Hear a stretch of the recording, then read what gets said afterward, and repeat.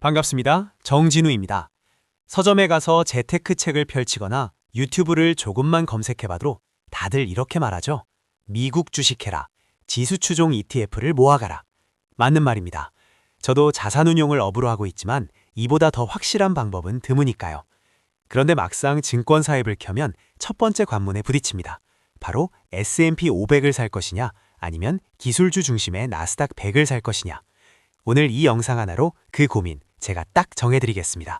더 이상 검색하느라 시간 낭비하지 마세요. 결론부터 말씀드리기 전에 아주 자극적인 숫자 하나만 먼저 보여드릴게요. 만약 여러분이 10년 전 딱 이맘때 눈 딱 감고 1천만 원을 나스닥에 넣었다면 지금 얼마가 되어 있을까요? 반대로 S&P 500에 넣었다면요? 그 차이는 여러분이 생각하는 것보다 훨씬 큽니다. 아마 그때 그냥 나스닥 몰빵할 걸 하고 후회하실 수도 있어요. 하지만 과연 그게 정답일까요? 숫자의 함정에 빠지지 않도록 제가 팩트만 발라내드리겠습니다. 먼저 선수 입장부터 해보죠. S&P 500? 이건 미국 국가대표팀이라고 보시면 됩니다. 미국에서 가장 잘 나가는 우량 기업 500개를 꽉꽉 눌러 담은 거죠. 애플, 마이크로소프트 같은 기술주도 있지만 우리가 마시는 코카콜라, 햄버거 파는 맥도날드, 기름 파는 엑선모빌까지 다 들어있습니다. 한마디로 미국 경제 그 자체예요. 미국이 망하지 않는 한 여러분의 계좌는 우상향합니다. 아주 든든한 대형 세단 같은 존재죠. 반면에 나스닥 100은 성격이 완전히 다릅니다. 금융회사들은 다 빼버리고 세상을 바꾸는 혁신기술 기업 100개만 추렸습니다. AI, 반도체, 바이오, 소프트웨어, 듣기만 해도 가슴 뛰는 미래 산업들이죠. S&P 500이 안정적인 세단이라면 나스닥 100은 최고 속도로 질주하는 스포츠카입니다. 엑셀을 밟으면 무섭게 나가지만 방지턱을 만나면 충격도 그만큼 크겠죠. 자, 이제 여러분이 가장 궁금해하시는 성적표를 까보겠습니다. 2013년부터 2023년까지 지난 10년 데이터를 돌려봤습니다. 매월 100만 원씩 적립식으로 투자했다고 가정해보죠. S&P 500은 연평균 약 12% 정도의 수익을 냈습니다. 이것도 엄청난 수치죠. 은행 이자의 3, 4배니까요.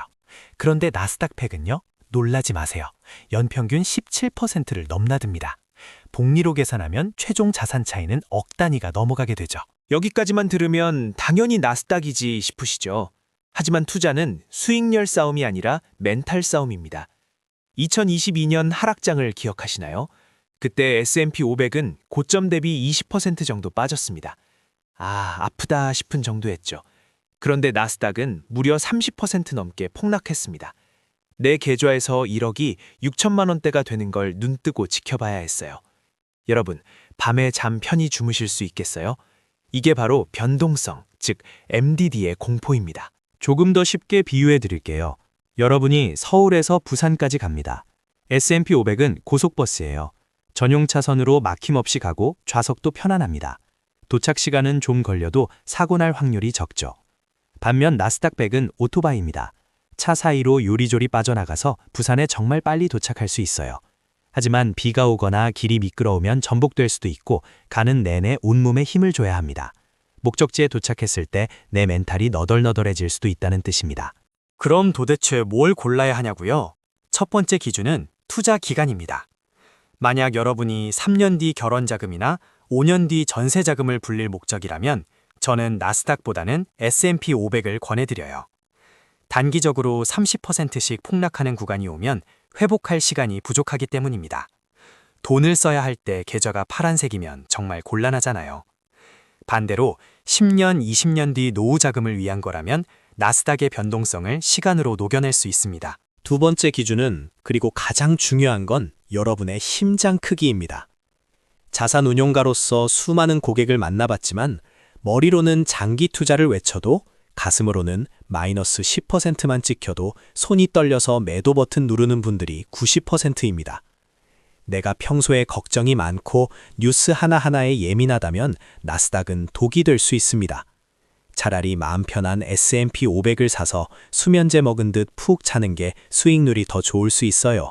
중간에 포기하지 않는 게 가장 큰 수익률이니까요. 그냥 반반 섞으면 안 되나요? 라고 생각하신 분 계시나요? 아주 훌륭한 접근입니다. 실제로 많은 전문가들이 추천하는 방법이기도 해요. S&P 500의 안정성과 나스닥 100의 성장성을 섞어서 변동성은 줄이고 수익률은 챙기는 거죠. 하지만 사회초년생처럼 시드머니가 아직 작고 적립식으로 모아가는 단계라면 너무 복잡하게 생각하지 마시고 한 우물을 파는 것도 나쁘지 않습니다. 관리가 쉬워야 오래 할 수 있거든요. 제 이야기를 잠깐 해드릴게요. 저에게는 5살 된 딸이 있습니다.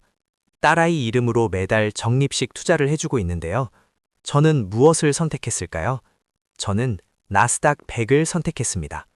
왜냐고요? 이 아이가 돈을 찾을 시점은 20년, 30년 뒤니까요.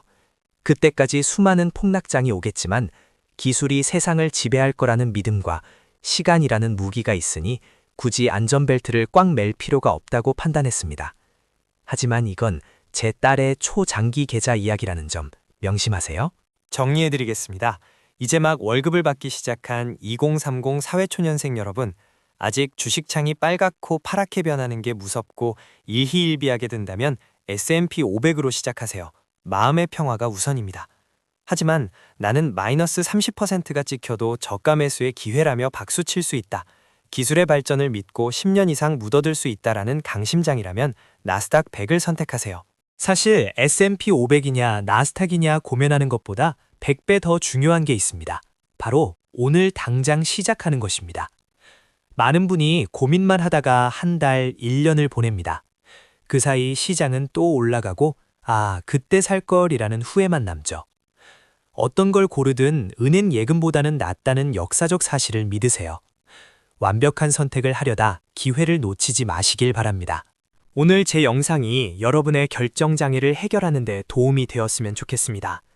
S&P 500의 든든함이든 나스닥의 폭발력이든 여러분의 성향에 맞는 옷을 입고 자본주의라는 거친 바다를 항해하시길 응원합니다. 이 영상이 유익했다면 구독과 좋아요 한 번씩 부탁드리고요. 지금 바로 증권사 앱을 켜서 단 1주라도 매수해보는 하루가 되시길 바랍니다. 감사합니다.